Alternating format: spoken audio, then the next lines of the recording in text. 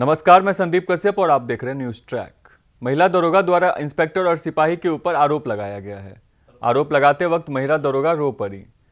शर्म की बात तो यह है कि इंस्पेक्टर साहब इतने गुस्से में आ गए अवैध खनन को रोकने पर कि शब्दों की सीमा को ही भूल गए। सुनिए पूरी कहानी महिला दरोगा की जुबानी। 11 बजे मेरे क्षेत्र में मिट्टी का अवैध खनन हो रहा था, जिसकी सूचना पर मैं पालीगान को लेकर ग्राम नरेरा पहुंची। अवैध खनन कर रहे लोगों से मैंने उसकी परमिशन मांगी, तो उन लोगों द्वारा मुझे परमिशन न दिलाकर कांस्टेबल अवध किशोर को फोन कर दिया गया। अवध किशोर द्वारा मेरे पास फोन पर पूछा गया, मैडम आप किसकी परमिशन से वहां गई हैं? मैंने कहा मेरा क्षेत्र है, इसमें परमिशन की क्या बात है?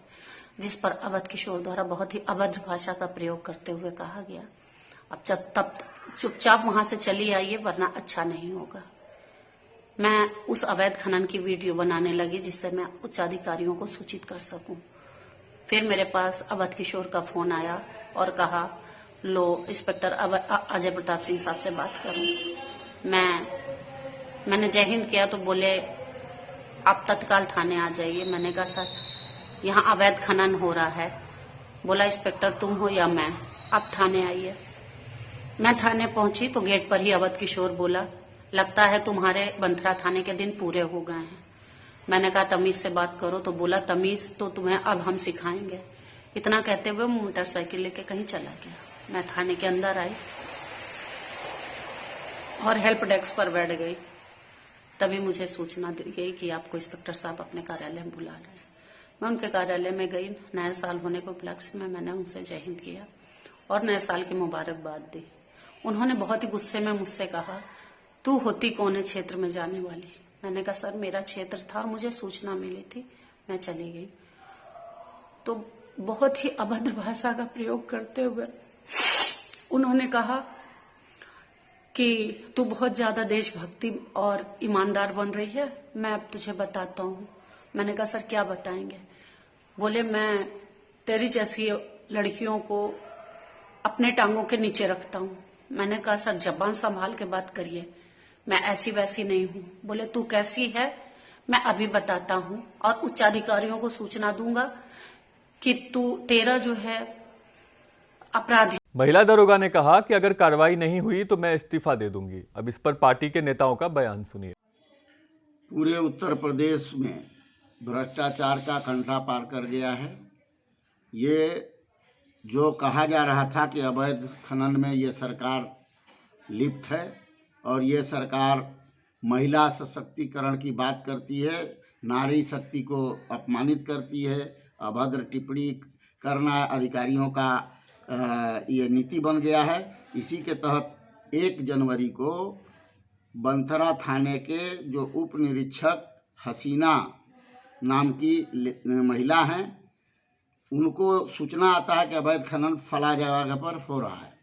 लखनऊ बंथरा थाने के महिला उप निरीक्षक का जो वीडियो आया है वो काफ़ी सोचने वाली वीडियो कि आज जो योगी सरकार जीरो टॉलरेंस महिला उत्पीड़न न होने की जो बात करती है, जब थाने में तैनात महिला सिपाही का उत्पीड़न किया जा सकता है तो आम महिलाओं का क्या हाल उत्तर प्रदेश में होगा, ये सब आप बहुत गंभीरता से सोच सकते हैं। ये जो खनन का मामला आया है प्रकाश में, जिसमें अधिकारी जा रहे हैं रोकने के लिए अवैध खनन को, जिसमें उच्च अधिकारी जो रोक रहे हैं कि नहीं वापस चले आओ, इसको होने दो। तो ये जो भ्रष्टाचार जो चल रहा है, इससे राष्ट्रपति चुनाव आचार संहिता लगने के बाद ये लग रहा है कि अब अधिकारियों की मनमानी हो गई है और इस पर कोई सुनवाई नहीं, जो अधिकारी चाहेंगे वही होगा। महिला दरोगा द्वारा देशभक्ति करने को लेकर इंस्पेक्टर साहब इतने नाराज हो गए कि शब्दों की सीमा भूल गए। अब इस पे जनता की राय को देखिए। नहीं, अगर महिला अधिकारी है और उसने कोई इल्ज़ाम लगाया है तो उसकी जांच होनी चाहिए। और ऐसा तो है नहीं कि वो बिना किसी बेस के इल्ज़ाम लगा दी होगी, जरूर कोई बुनियाद होगी उसके इल्ज़ाम के ऊपर, तो जांच होगा तो जांच में आ जाएगा जो बात सही है, जो गलत है वो गलत है। योगी जी दावा करते हैं कि उत्तर प्रदेश की महिलाएं सुरक्षित हैं, तो कैसे सुरक्षित हैं जब एक थाने के अंदर एक महिला को उत्पीड़ित किया जाता है, अभद्र भाषा का प्रयोग किया जाता है।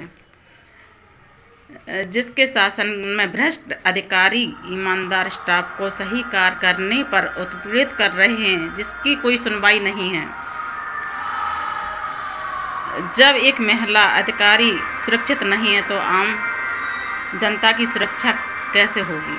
पुलिस प्रशासन का कभी भी न तो जनता के प्रति न उनके अपने डिपार्टमेंट या डिपार्टमेंट के कर्मियों के प्रति कभी भी व्यवहार संवेदनात्मक नहीं रहा है।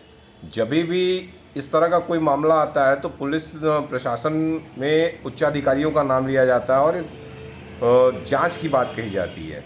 जो भी चीज़ें हैं वो सिर्फ स्थानांतरण और सस्पेंशन तक ही कार्रवाई सीमित रह जाती है, जबकि होना ये चाहिए कि इसमें दोषियों को कड़ी से कड़ी सज़ा मिले। दूसरी चीज़ ये रही महिला सम्मान की बात, तो महिला सम्मान पुलिस कितना करती है और कैसे करती है, इसके हज़ारों उदाहरण आपको सोशल मीडिया पे मिल जाएंगे।